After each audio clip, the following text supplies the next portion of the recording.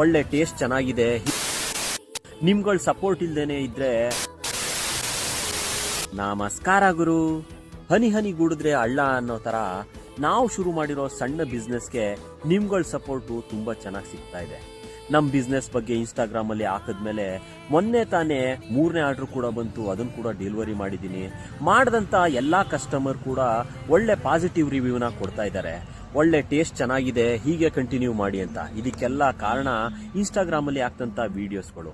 ನಿಮ್ಗಳ support ಇಲ್ದೇನೆ ಇದ್ರೆ ಏನು ಮಾಡಕ್ ಸಾಧ್ಯ ಇಲ್ಲ. ಅದರಲ್ಲೂ ಎಸ್ಪೆಷಲಿ ಇವತ್ತು ಡಿಜಿಟಲ್ ಯುಗದಲ್ಲಿ ಈ ಒಂದು ಇನ್ಸ್ಟಾಗ್ರಾಮ್ ಅಲ್ಲಿ ಹಾಕುವಂತ ಪೋಸ್ಟ್ಗಳು ತುಂಬಾ ಉಪಯೋಗ ಆಗುತ್ತೆ.